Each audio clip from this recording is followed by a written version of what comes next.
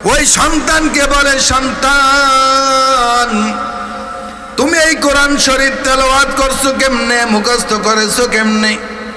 সন্তান বলে, হুজুর আমার মার কোলের মধ্যে আমি ছিলাম, মায় যখন আমাকে দুধ পান করাইতো, দুধ পান করার সময় আমার মা কোরআন তেলাওয়াত করতো, ওই কোরআন তেলাওয়াত কান লাগাইয়া শুনতাম, শুনতে শুনতে আমার কোরআন মুখস্থ হয়ে যেত। ও হুজুর শুধু তাই না, শুধু তাই না, আমার আম্মা জান ঘরে যখন ঘর ঝাড়ু দিত, ঘর ঝাড়ু দেওয়ার সময় আমার মা কোরআন তেলাওয়াতে রত থাকতো, ওই কোরআন তেলাওয়াতগুলো আমি শুনতাম, কোরআন তেলাওয়াত শুনতে শুনতে আমার মুখস্থ হয়ে যেত। আমার মা যখন কাপড় কাচতো, আমার কাপড় কাচতো, কাপড় কাচার সময় মা কোরআন তেলাওয়াত করতো, ওই কোরআন তেলাওয়াত শুনে শুনে আমি মুখস্থ করে ফেলতাম। আমার মা যখন আমাকে পাঞ্জাবি পরাই দিত মাদ্রাসায় যাওয়ার জন্য, আমার মা কোরআন তেলাওয়াত করতো, ওই কোরআন শুনে শুনে আমি মুখস্থ করে ফেলতাম। আমার মা যখন খাবারের টেবিলে খাবার দিত, বসার স্থানে বসার জন্য বসতো, খাবার দিত, তখনও আমার মা কোরআন তেলাওয়াত করতো, ওই কোরআন তেলাওয়াত শুনে শুনে আমি 17 পারা কোরআন মুখস্থ করে ফেলেছি। খাজা বখতিয়ার কাকি রহমাতুল্লাহি আলাইহি ছোট্ট বলেন, এ জমানার মহিলারা কান খুলে শুনুন, দিল খুলে শুনুন, অন্তর চক্ষু দিয়া কথাগুলো শুনেন। খাজা বখতিয়ার কাকি রহমাতুল্লাহি আলাইহি এত বড় বুজুর্গ আল্লাহওয়ালা, 6 বছর বয়সে আম্মাজান বলতেছেন, এরে বাজান চল তোরে মাদ্রাসার মধ্যে দিব, তোর কোরআন শরীফ শিখা লাগবে। খাজা বখতিয়ার কাকি রহমাতুল্লাহি আলাইহিকে মাদ্রাসায় নিয়ে গেলেন। ও কারি সাহেব হুজুর, ও হাবেজ সাহেব হুজুর, আমার সন্তানটাকে আপনি কোরআন শিক্ষা দিয়ে দেন। এবার হুজুরের কাছে সন্তানটাকে দিলেন। 6 বছরের সন্তান, 6 বছরের সন্তানকে হুজুরের কাছে দিলেন। হুজুর বলে, বাজান বলো বিসমিল্লাহির রহমানির রহিম। ওই সন্তান খাজা কুতুবউদ্দিন কাকি রহমাতুল্লাহি আলাইহি বিসমিল্লাহ পড়ার পর সূরা ফাতিহা আলহামদু সূরা পুরাপুরি পড়ে ফেললেন। আলহামদু সূরা পড়ার পর এবার অন্য বিসমিল্লাহ পড়ার পর সূরা বাকারা শুরু করলেন। বাকারা শুরু করার পর ধারাবাহিক বাকারা সূরা তেলাওয়াত শেষ করলেন। বাকারা সূরা তেলাওয়াত শেষ করার পর এবার বিসমিল্লাহ বলিয়ে সূরা আল ইমরান তেলাওয়াত শুরু করলেন। সুবহানাল্লাহ বলেন। 6 বছরের বালক খাজা কুতুবউদ্দিন বখতিয়ার কাকি রহমাতুল্লাহি আলাইহি বিসমিল্লাহ সে পড়তে পারে না, আউযু বিল্লাহ সে পড়তে পারে না, সূরা ফাতিহা সে পড়তে পারে না, সূরা বাকারা সে পড়তে পারে না, সূরা আল ইমরান সেও পড়তে পারে না। তবে হুজুর নজর করে দেখে সূরা ফাতিহা পড়ে ফেললো, সূরা বাকারাও তেলাওয়াত করলো, সূরা আল ইমরানও তেলাওয়াত করলো।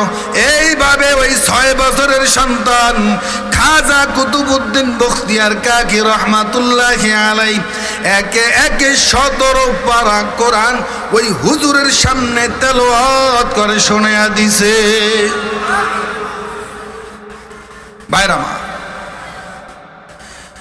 এবার ওই হযরত বলতেছেন, হুজুর ওগো আম্মা জান, আপনার সন্তানকে আপনি কোরআন শিক্ষা দিয়া মাদ্রাসায় আনছেন। বলে, না না হুজুর না, আমার সন্তানকে আমি কোরআন শিক্ষা দেই নাই। কোরআন শিক্ষা তো দূরের কথা, কায়দাও শিক্ষা দেই নাই।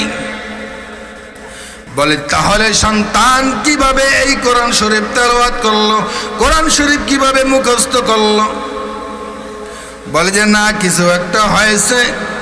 বলে যে আমি যখন ওই সন্তানকে বলে, সন্তান তুমি এই কোরআন শরীফ তেলাওয়াত করছো কেমনে, মুখস্থ করেছো কেমনে? সন্তান বলে হুজুর আমার মার কোলের মধ্যে আমি ছিলাম, মায়ে যখন আমাকে দুধ পান করাইতো, দুধ পান করার সময় আমার মা কোরআন তেলাওয়াত করত, ওই কোরআন তেলাওয়াত কান লাগাইয়া শুনতাম, শুনতে শুনতে আমার কোরআন মুখস্থ হয়ে যেত। ও হুজুর শুধু তাই না, শুধু তাই না, আমার আম্মা জান ঘরে যখন ঘর ঝাড়ু দিত, ঘর ঝাড়ু দেওয়ার সময় আমার মা কোরআন তেলাওয়াতে রত থাকতো, ওই কোরআন তেলাওয়াতগুলো আমি শুনতাম, কোরআন তেলাওয়াত শুনতে শুনতে আমার মুখস্থ হয়ে যেত। আমার মা যখন কাপড় কাচতো, আমার কাপড় কাচতো, কাপড় কাচার সময় মা কোরআন তেলাওয়াত করতো, ওই কোরআন তেলাওয়াত শুনে শুনে আমি মুখস্থ করে ফেলতাম। আমার মা যখন আমাকে পাঞ্জাবি পরাই দিত মাদ্রাসায় যাওয়ার জন্যে, আমার মা কোরআন তেলাওয়াত করতো, ওই কোরআন শুনে শুনে আমি মুখস্থ করে ফেলতাম। আমার মা যখন খাবারের টেবিলে খাবার দিত, বসার স্তরে বসার জন্য বসতো, খাবার দিত, তখনও আমার মা কোরআন তেলাওয়াত করতো, ওই কোরআন তেলাওয়াত শুনে শুনে আমি 17 পারা কোরআন মুখস্থ করে ফেলেছি। সুবহানাল্লাহ। সেই খাজা কুতুবউদ্দিন বখতিয়ার কাকি রহমাতুল্লাহি আলাইহি এত জবরদস্ত আল্লাহওয়ালা। এবার খাজা কুতুবউদ্দিন বখতিয়ার কাকি রহমাতুল্লাহি আলাইহি বলেন, আম্মা জান আমাকে একটু খাওয়া দেন, খিদা লাগছে। আল্লাহ কি চিনায় কিভাবে? আল্লাহ কি চিনায় মা সন্তানকে আল্লাহর সাথে কালেকশন করে কিভাবে? শোনেন, খাজা কুতুবউদ্দিন বখতিয়ার কাকি রহমাতুল্লাহি আলাইহি আম্মাকে বলে, আম্মা আমার খিদা লেগেছে, আমাকে খাবার দাও। বলে যে তোমাকে খাবার দিব কেন? তোমার মালিকের কাছ থেকে তুমি খাবার চেয়ে নাও। সুবহানাল্লাহ বলে। কার কাছ থেকে? মালিকের কাছ থেকে। বলে যে মা মালিকের কাছ থেকে কিভাবে খানা নেব? বলে মুসাল্লা বিছাও। মুসাল্লা বিছাই দিল, জায়নামাজ বিছাই দিল। জায়নামাজ বিছাই দেওয়ার পর এবার বলো আমার মালিক আমাকে খাদ্য দাও, আমার খিদা লেগে গেছে। চোখ বুঝে খাজা কুতুবউদ্দিন বখতিয়ার কাকি রহমাতুল্লাহি আলাইহি আল্লাহর কাছে খানা চায়, কিন্তু খানা দেয় না। মা এমন সময় রুটি বানাইয়া ওই জায়নামাজের নিচের মধ্যে রুটি দিয়া দেয়। চোখ খুলে দেখে ওই খাজা কুতুবউদ্দিন কাকির জায়নামাজের নিচের রুটি হাজির। বলেন সুবহানাল্লাহ। কে দিছে? মাই দিছে। কে দিছে? মায়। সম্পর্ক গড়ানোর চিন্তা আল্লাহর সাথে যদিও সে দেখে নাই, মায় দিছে। কারণ আস্তে আস্তে যদি আল্লাহর কাছে চায়, আল্লাহর সাথে তার কালেকশন হয়ে গেলে আল্লাহর তরফ থেকে তার খাদ্য ব্যবস্থা হয়ে যাবে। ঠিক না? ঠিক। একদিনের ঘটনা, খাজা মঈনুদ্দিন খাজা বখতিয়ার কাকি রহমাতুল্লাহি আলাইহি ঘরে আসছেন। এমন সময় তার মা ঘরে নাই, খানা খাবে, খিদা লাগছে। খাজা কুতুবউদ্দিন বখতিয়ার কাকি রহমাতুল্লাহি আলাইহি ঘরে আসিয়া দেখে আম্মা নাই। আম্মা কোথায় গেল? আমার খাদায় খিদায় পেট চৈচির করতেছে, এখন খানা দিবে কে? ওই খাজা কুতুবউদ্দিন তো জানতো না তার মায় জায়নামাজের নিচে রুটি দেয়। এবার সে আল্লাহর উপর ভরসা করিয়া, বিশ্বাস করিয়া জায়নামাজ বিছাইয়া বলছে, মায় নাই কি হয়েছে, আমি আল্লাহর কাছ থেকে সরাসরি মুনাজাতের মাধ্যমে আল্লাহর কাছ থেকে খানা নিয়ে আসবো। কি বিছাইছে? জোরে বলেন।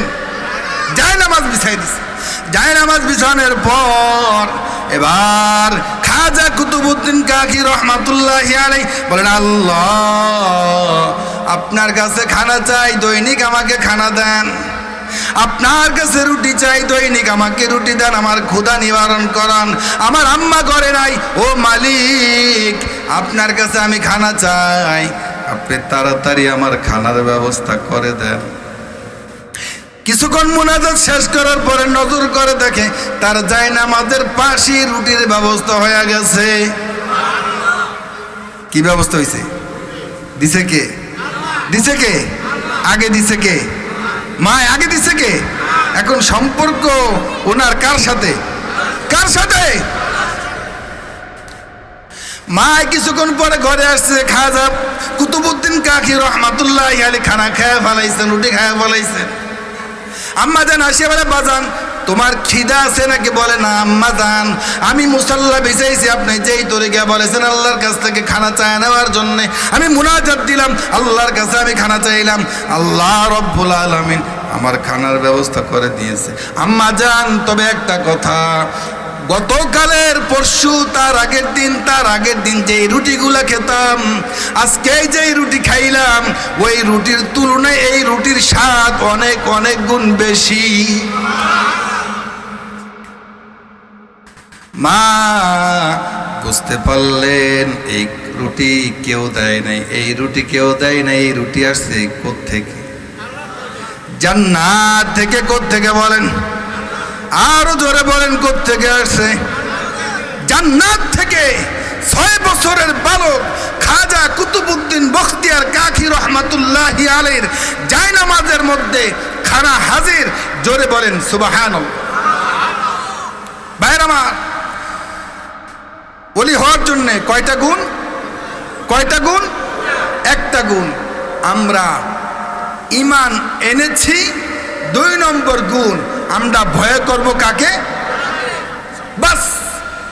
আল্লাহ রব্বুল আলামিন কোরআনের আয়াতের দ্বারা স্পষ্ট বলে দিয়েছেন, যার মধ্যে 2টা গুণ থাকবে সে জমানার বড় আল্লাহর ওলি। এখন কথা স্পষ্ট সহজ, আমরা ঈমান এনেছি, 1 গুণ আমাদের অর্জন হয়ে গেছে, আরেকটা গুণ আমরা ভয় করব কাকে? জোরে বলেন কাকে? সম্মানিত ভাইয়েরা আমার, মাইকম্যান,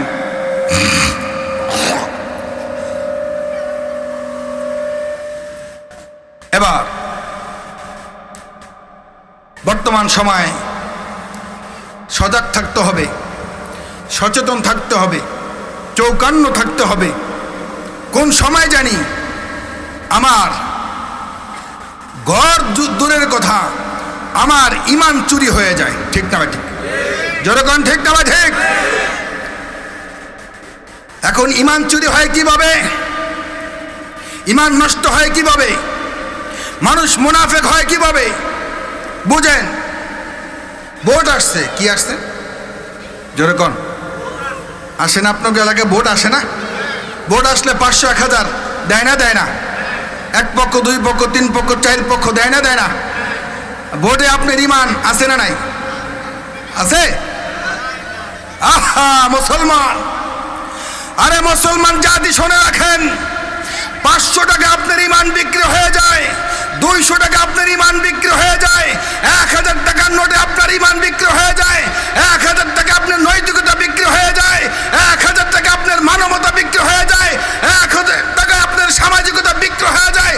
আপনি মুসলমান না, আপনি মুনাফিক, আপনি মির্জাফর, আপনি গাদ্দার। জোরে বলেন ঠিক না ঠিক? কিসের মুসলমান আপনি? আপনি কিসের মুসলমান? নাস্তিকতা নিপাত যাক, দিন ইসলাম জিন্দাবাদ। নাস্তিকতা নিপাত যাক, দিন ইসলাম জিন্দাবাদ। কোটি প্রাণে একই আওয়াজ, খোদাদ্রোহী ছাড় পাবে না, এই বাংলায় ঠাই হবে না, মুসলমানরা জেগেছে আজ। ঠিক না ঠিক?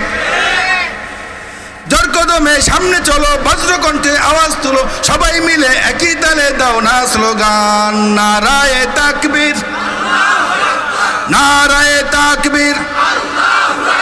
দিন ইসলাম, দিন ইসলাম জিন্দাবাদ, জিন্দাবাদ। ইসলামের জন্য দেশের হয়েছে জন্ম, ইসলামের বিরুদ্ধে গেলে দেশ হবে ভিন্ন। ঠিক না ঠিক? ইসলামের জন্য দেশের হয়েছে জন্ম, ইসলামের বিরুদ্ধে গেলে দেশ হবে ভিন্ন। ইসলামের বিরুদ্ধে যারা নিয়েছে অবস্থান, এই বাংলায় ঠাই হবে না, যাও হিন্দুস্তান। এই বাংলায় ঠাই হবে না, যাও হিন্দুস্তান। জোর কদমে সামনে চলো, বজ্রকণ্ঠে আওয়াজ তুলো, সবাই মিলে একই তালে দাও না স্লোগান, নারায়ে তাকবীর, নারায়ে তাকবীর। দিন ইসলাম, দিন ইসলাম জিন্দাবাদ, জিন্দাবাদ। এই দেশেতে থাকতে হলে কোরআন মানতে হবে, কোরআন না মানলে তারা বিতাড়িত হবে। বাংলাদেশে থাকতে হলে কোরআন মানতে হবে, কোরআন না মানলে তারা বিতাড়িত হবে, বিতাড়িত হবে, বিতাড়িত হবেন। জোর কদমে সামনে চলো, বজ্রকণ্ঠে আওয়াজ তুলো, সবাই মিলে একই তালে দাও না স্লোগান, নারায়ে তাকবীর, নারায়ে তাকবীর। দিন ইসলাম, দিন ইসলাম, কোরআন সুন্নাহর আলো, কোরআন সুন্নাহর আলো, আল কোরআনের আলো, আল হাদিসের আলো। আমার নেতা তোমার নেতা বিশ্ব নবী মুস্তাফা, আমার নেতা তোমার নেতা, নারায়ে তাকবীর। বিশ্ব নবীর অপমান সইবে না আর মুসলমান, নারায়ে তাকবীর। মুসলমান বন্ধু সজাগ থাকেন, সচেতন থাকেন। আমাদের নবী শেষ নবী মুহাম্মদুর রাসূলুল্লাহ, কিন্তু বাংলার জমিনে গোলাম মোহাম্মদ কাদিয়ানীর অনুসারীরা বাংলার জমিনে তারা জলসা করতে চায়, তারা শেষ নবীকে নবী মানে না, গোলাম মোহাম্মদ কাদিয়ানীকে নবী মানে। মুসলমানের দেশে, ইমানদারের দেশে, দাওয়াত ও তাবলীগের মেহনতওয়ালাদের দেশে, হেফাজত ইসলামের কর্মীদের দেশে, চরমনের শায়েখদের কর্মীদের দেশে, সাধারণ মুসলমানের দেশে, গ্রামগঞ্জের মুসলমানদের দেশে এই গোলাম মোহাম্মদ কাদিয়ানী শেষ নবী দাবি করবে, এটা মুসলমান জীবিত থাকবে, মুসলমান এটা কোশ্চিন কালো হতে দেবে না। জোরে বলেন ঠিক না বেটি? এজন্য সজাগ থাকেন, সচেতন থাকেন। গাবের লাঠি প্রস্তুত রাখেন, গজারের লাঠি প্রস্তুত রাখেন, বাঁশের লাঠি প্রস্তুত রাখেন। আরেকটা আন্দোলন